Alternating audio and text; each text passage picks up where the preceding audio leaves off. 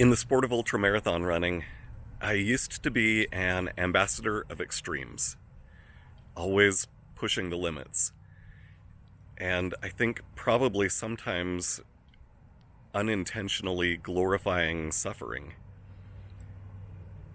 I think I just didn't know where the line was.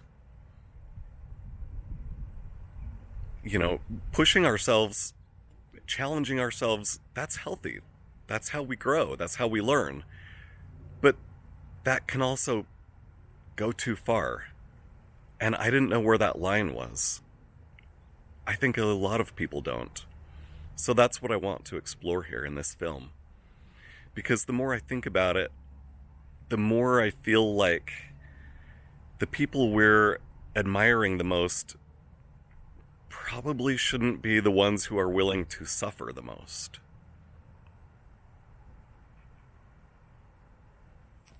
Yeah. But you can also take it to an extreme. The same way with the music, the same way with the running. Like there's these people and it's kind of interesting. You're on the other end of it now, but you were there and you saw these people that like it's never enough. And now it's what is it, 200? Now it's 250 miles.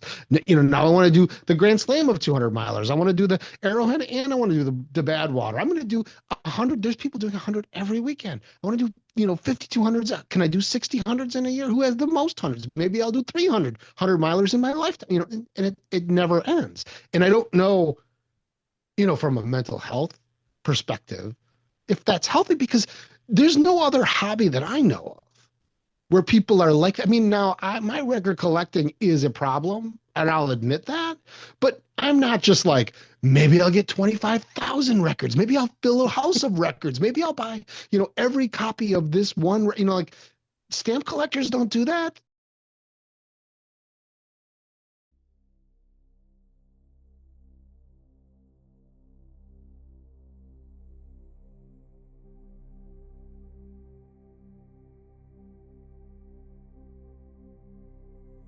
So here's the scoop.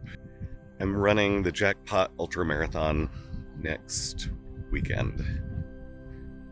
I'm doing the 24-hour race with my daughter Kylie, and the course is a 2-mile loop where you just do as many miles as you can, as many miles as you want to in that time.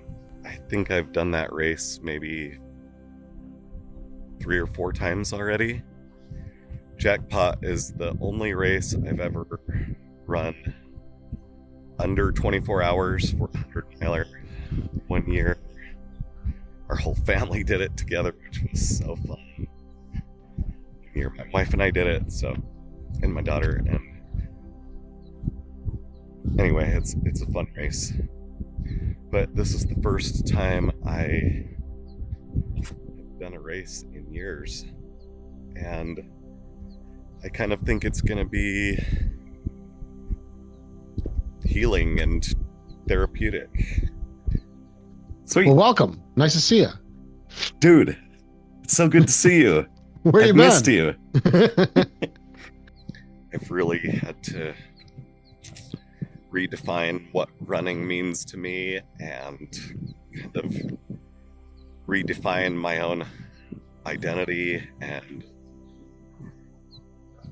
in that process try to heal from past trauma that I hadn't really looked at before. And part of that shift in my life is just learning how to slow down, how to stop pushing all the time. So my running actually looks a lot more like walking with occasional jogging sometimes. I wanted to show you one of my favorite places that I stop my walks. Check out this river.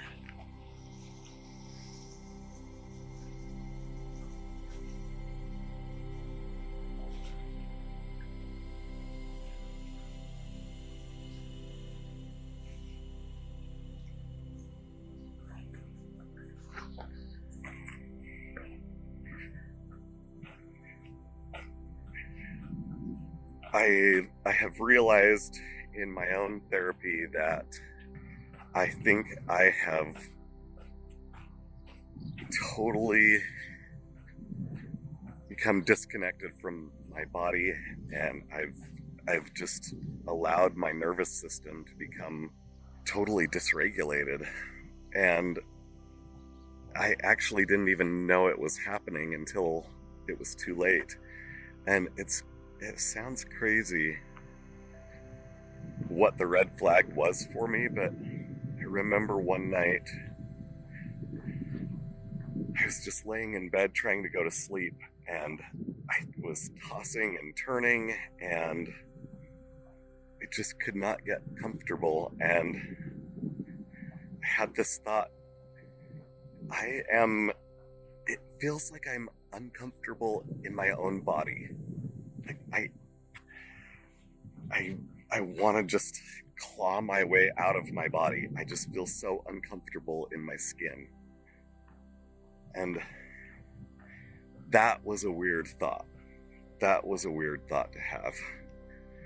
When I noticed that, it's like, what is going on?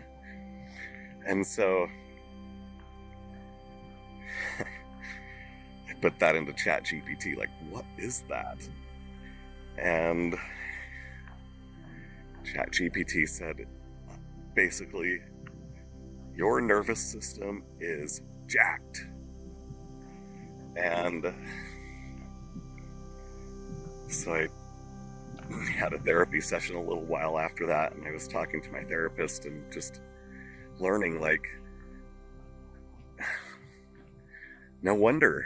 Of course it is. Of course it is. Because I have overrode my nervous system. I've overrode my body for years and years and years. And it's just not a great relationship that I've built. And I discovered running later in life. I think I ran my first marathon when I was, it was 2009. I don't know how old I was, in my 30s. And I just loved it. I loved it. Loved everything about it. I loved the community. I loved the challenge. I loved the scenery. I loved the sense of accomplishment. I loved it.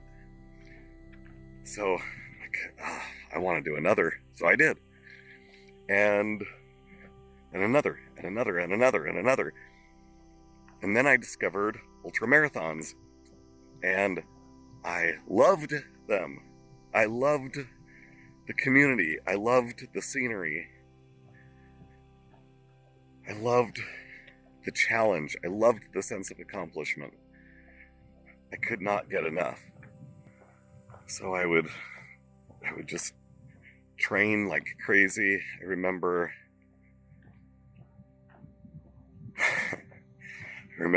like training for a race like Badwater. Hello.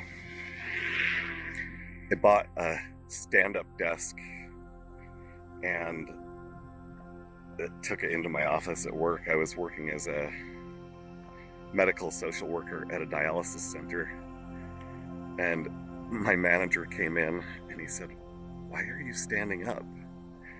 I said, "Well, I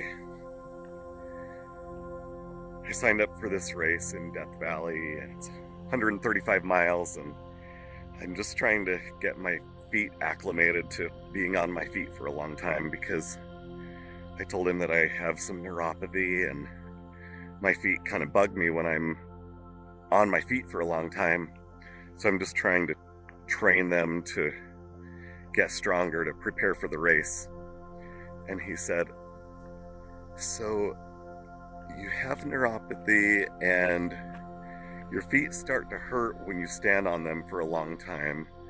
So you're going to stand on them for an even longer time." Yeah, exactly. That's exactly what I'm going to do. Yeah, you got it. Perfect. I remember driving home from work in the summer with the heater blasting as high as it would go. And I live in southern Utah. It's like 110 degrees in the summer. And I drove home with the heater on high. By the time I got home, I was soaking wet. I spent so many hours in a sauna preparing for bad water. I would go out on my training runs wearing like 3 layers of sweatsuits just to train for the heat. Like, I punished my body. That's what, like, if you're gonna finish a race like that, that's what you have to do. You have to train your body. And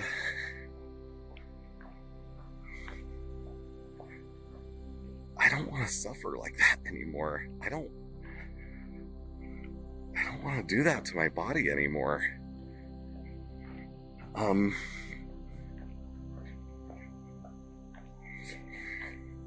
It's really confusing because there is a part of me that feels so sad for what I put my body through. And how I just had this mentality like, I don't care how you're feeling. I don't care if you're tired. I don't care if you're sore. We're doing this. Keep going. Get up. Keep moving. Go faster. Year after year after year, I feel so sad that I didn't even realize what I was doing to myself. And also, I have another part of me that loves it so much. I love the races. I love running. I love ultramarathons. So I had an interesting conversation with my therapist where I was trying to figure out these different parts of me. I realized that there is a part of me that discovered and used running, if I'm being honest, to avoid feeling pain, to avoid being in my body, to avoid feeling. And as I've explored that, I think it's that I had unprocessed trauma from my dad taking his life when I was 14, and I just never dealt with that.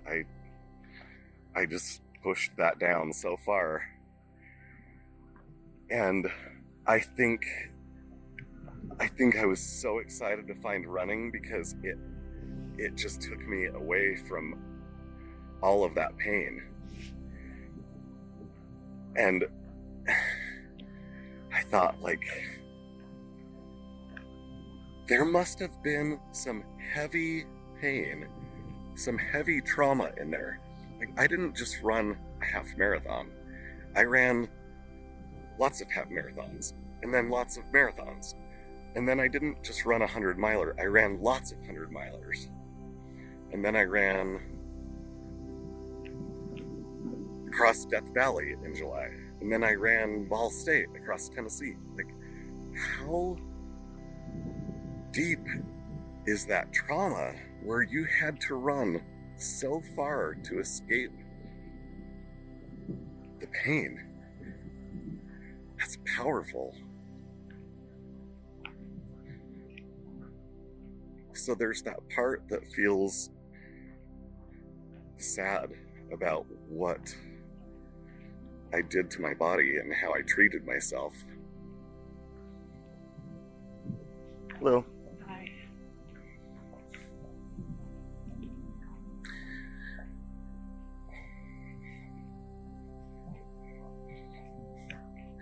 But I can't deny that there's another part that just Like, if I feel so sad about the way I treated myself and my body and how I just overrode everything my body was telling me, everything my nervous system was telling me, just turn it off. Like, if I'm trying to repair that, if I'm trying to heal that, the question I couldn't figure out is, why do I want to keep doing it? Why do I want to go run another race? Why do I want to run jackpot? And my therapist, he said, Corey, don't you see it? There's a part of you that used running as a coping mechanism to avoid and to numb and to distract from pain and trauma. But can't you see? There's another part of you that just loves the adventure. He said, you were telling me you love the people. Like I was saying, Trevor, I promise you there is nothing like the feeling of a finish line of an ultramarathon. It is pure magic. It cannot be replicated anywhere. It is pure magic. And can you imagine being out on a trail alone in the middle of the night with billions of stars above you? It's indescribable. Hello. Hi. It's something that cannot be experienced any other way. Like the closeness of relationships that are built when you're out on the trail alone with someone, you become lifelong friends in those couple miles you share together. It's just pure magic. And Trevor said, my therapist said, can't you see? That's a totally different part of you. That part of you isn't running from something.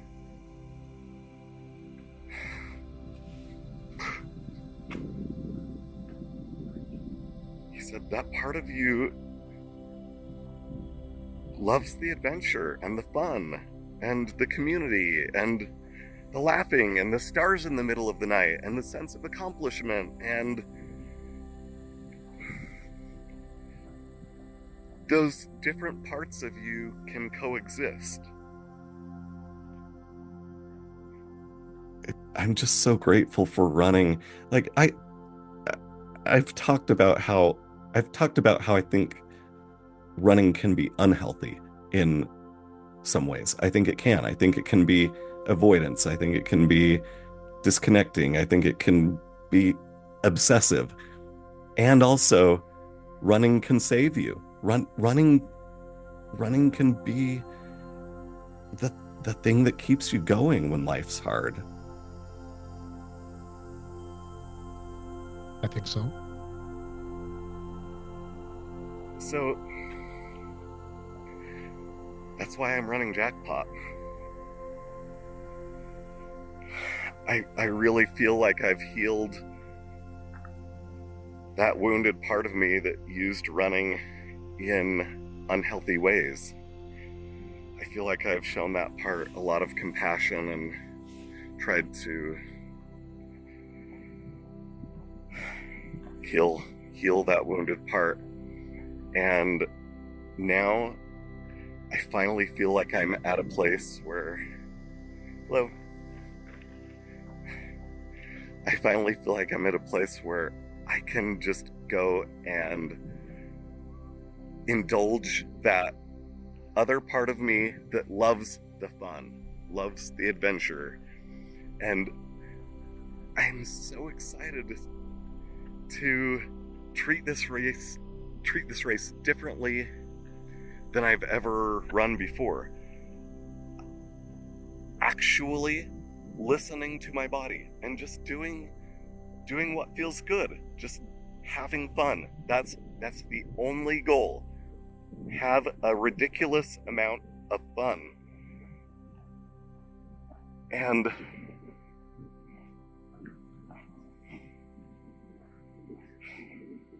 I think it's going to be a really cool experience. I can't wait.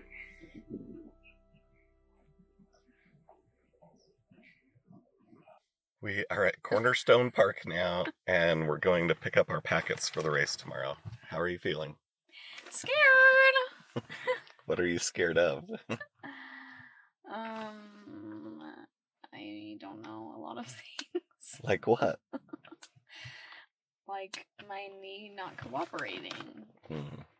But Is that the main thing? yes. But it's okay. I'll do what I can do. Thank you. That's all you can ask, right? All right, here we go. I forgot I had Sorry, I got stuff in second. I am so happy to see you. How are you? Corey. Hey, My Corey. son, my oldest son. We're all about you. Hi! How are you? My hero. He's everybody's hero. He's No. everyone's You hero. got us all in this ultra craziness. No, Yes, no, you I did. didn't. You are responsible. You did. How long? Is this where we first met? Look who's here. Fast Corey. Oh my God, buddy, how are you? Oh, good. What are you doing? I heard you were out here He's handing doing out pockets. Every man for himself. 10, 9, 8, 7, 6, 5, 4, 3, 2, 1. Go get them, guys.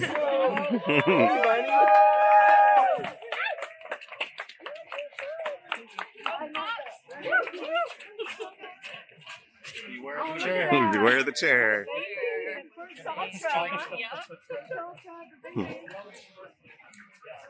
It's a blue reunion. My blue.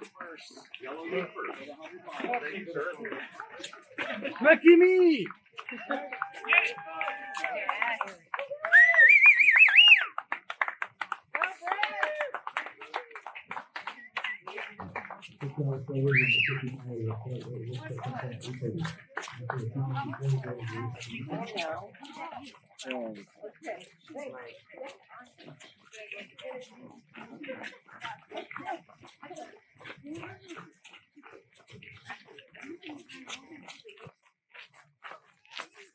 We're on our first lap, and we had a good chat last night getting ready for the race.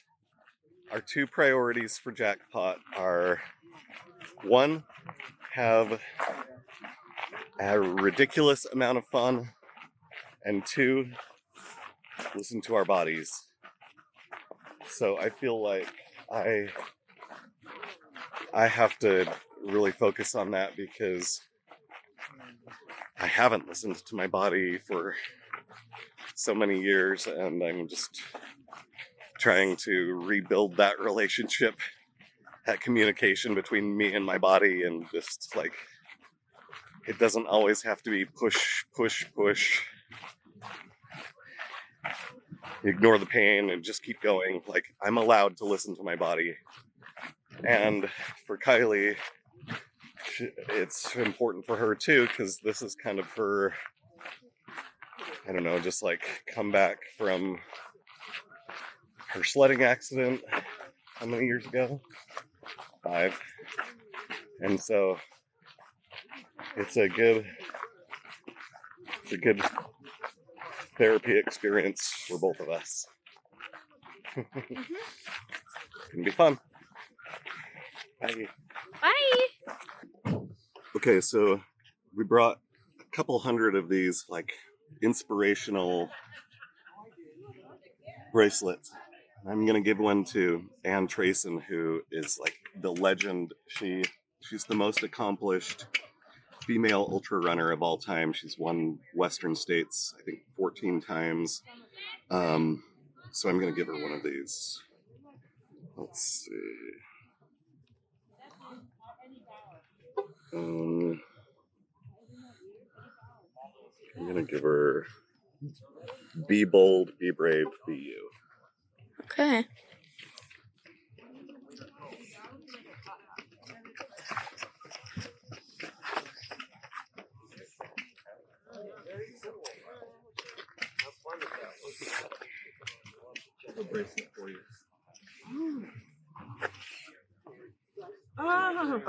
I really admire you and everything you've done for our sport. So. You make me cry.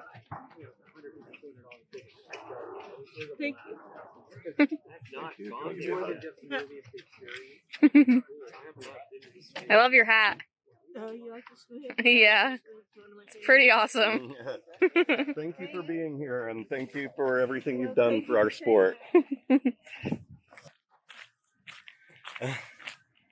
Okay, we just hit the halfway point. We hit 12 hours. And Halfway. So far. And how are you feeling?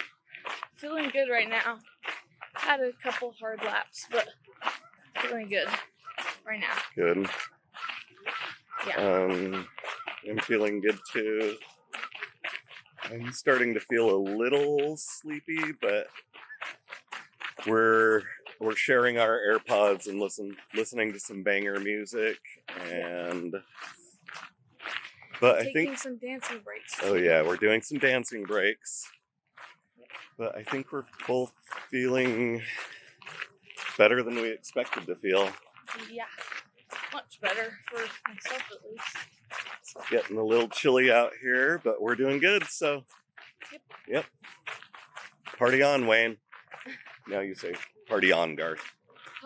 What? Party on, Garth. Garth? Mm-hmm. Party on, Garth. Okay, bye. Bye. In that last clip, Kylie mentioned that we had been taking some dance breaks. Here's the scoop. 12 years ago, I ran the Javelina 100 and created an ultramarathon dance party video. Look it up on YouTube. It was really fun. I wanted to recreate that at Jackpot. The little thing that we noticed is that the Jackpot runners weren't quite as eager to get in on the dancing, so me and Kylie had to step up our game. Fortunately, as you'll see in the video, I'm a highly accomplished dancer. I've been dancing my whole life, so I hope you like the video. Here's a song I wrote to dance to.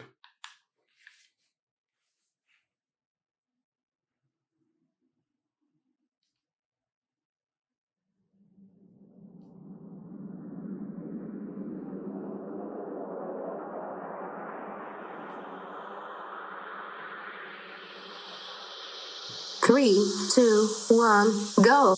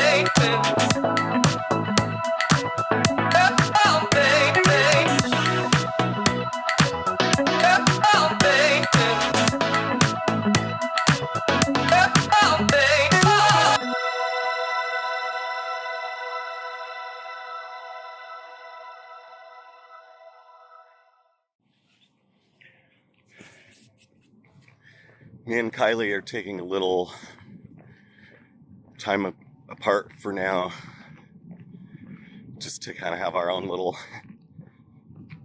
processing therapy sessions. It's really remarkable what she's doing. She had this really traumatic sledding accident 5 years ago, and just so many, I think she had 6 surgeries, and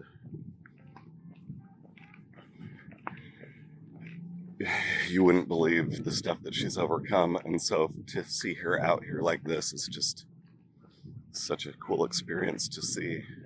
It's such, I think it's a really powerful therapy experience for her.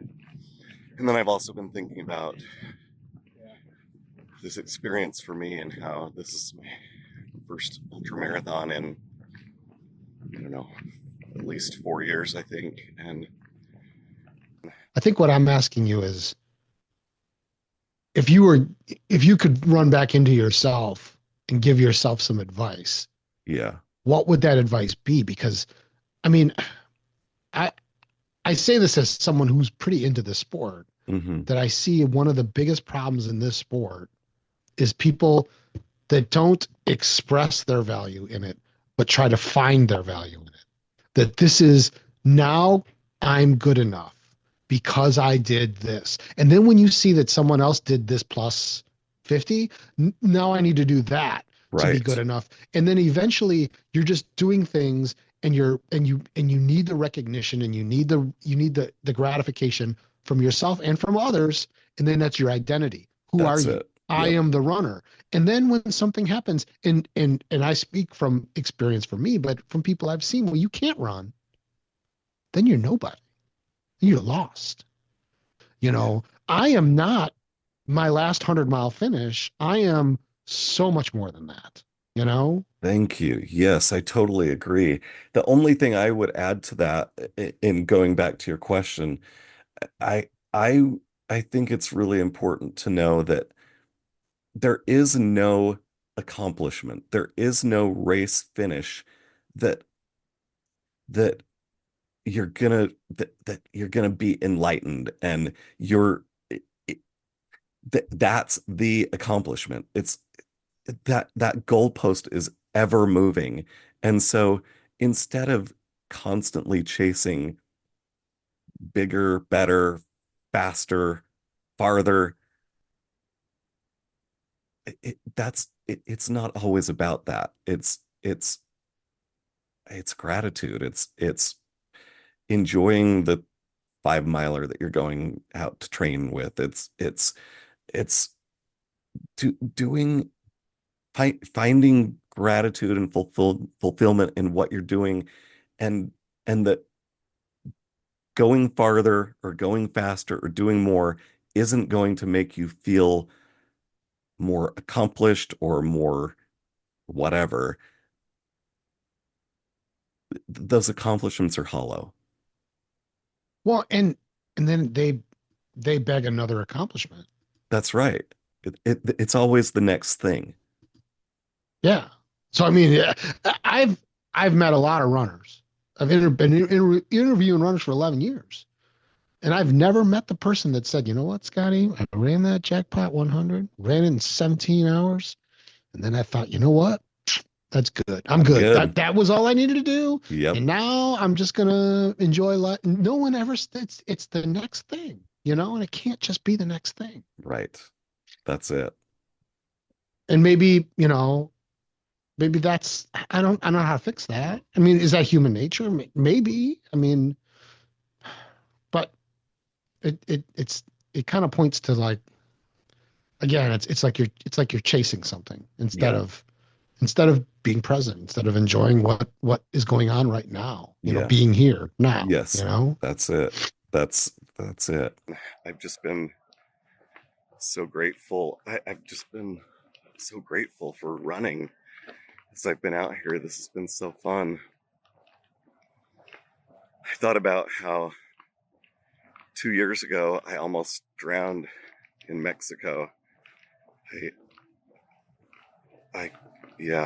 was a really scary experience. And since then, I've worked so hard to just be here now, be present. That experience just taught me how precious each moment is. And so I've tried to really savor that. And I thought about that right now, like right at this moment, I'm out with all of these other runners and we're just laughing and joking with each other and smiling and giving high fives. And it's just really cool to see people push themselves. And good job.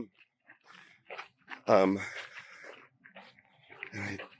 don't know, like right at this moment, there's so many stars above me and this cool breeze and just spending time out here with my daughter. And it's just, I feel present. And I guess I think that's one of the things that I love. Hi, Kai. Good job. I thought about how I think that's one of the reasons I really love running is I feel so alive and present in the moment. Yeah, this is so cool. Whew. She's hitting 50. I know what Corey did at 3:10 in the morning. He watched his daddy hit 50. 50. Woo woo! And she's like, I did it. 50. She don't feel it yet. Yeah. Now we're gonna.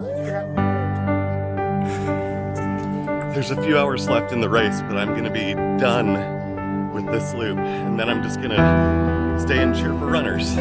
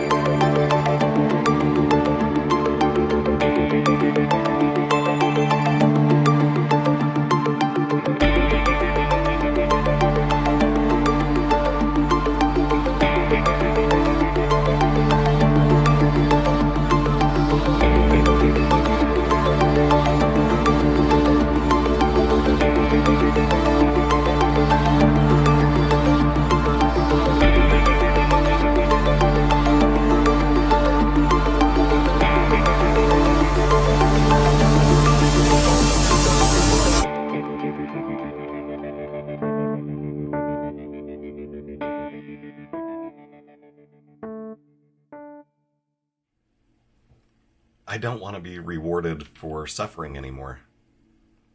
I want to be a voice for listening to our bodies and what they're trying to tell us. I really think the body keeps the score. If you have a sense that your body could use some gentleness and compassion, I made an hour-long musical journey where I guide you through this meaningful experience designed to help you regulate your nervous system. It's the kind of thing where I would encourage you to turn off your phone and sink in and just listen to what the music is trying to tell you. So, I'm going to try to lure you to search YouTube for Corey Reese Nervous System Reset so that you can experience this for yourself. I'm going to show you a clip from the final song from this musical journey. Thank you so much for being part of this experience with me. It's time to heal. Let's do this. Let's do this together.